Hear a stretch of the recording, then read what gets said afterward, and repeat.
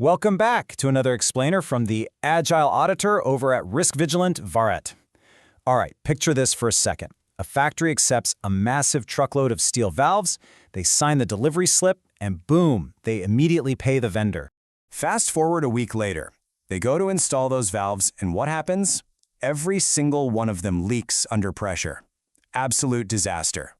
They are forced to shut down the entire manufacturing plant, which, you guessed it, cost them millions of dollars. And why did this happen?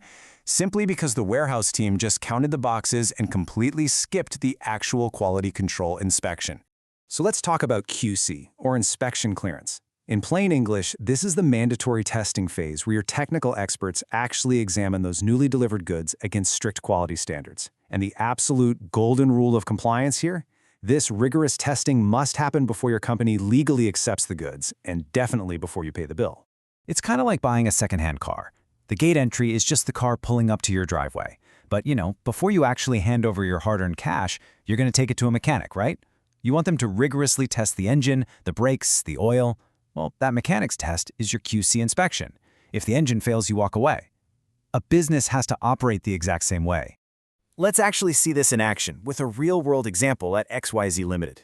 Let's say vendor A delivers 1,000 safety helmets. Step 1. As the boxes are unloaded, the ERP system automatically locks them in a restricted digital zone, what we call quality inspection stock.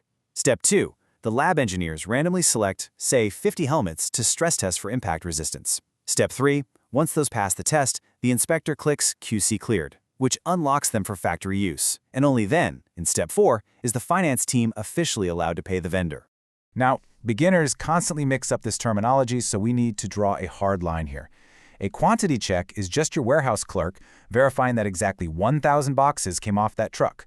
But a quality check, the actual QC, means a technical engineer is verifying that the items inside those boxes actually work. Huge difference.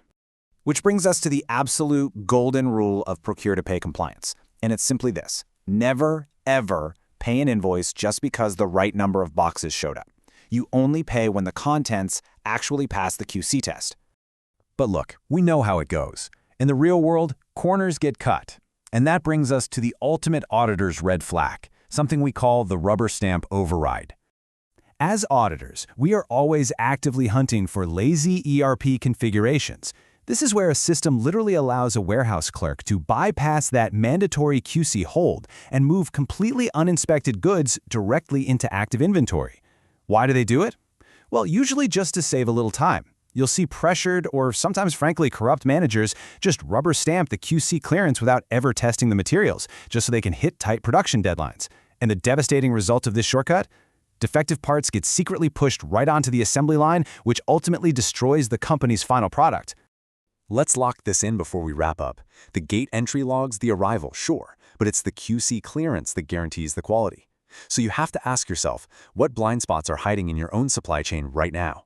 Keep that question in the back of your mind, stay vigilant, and make sure to join me in our next explainer where we'll uncover another massive compliance risk. Stay agile.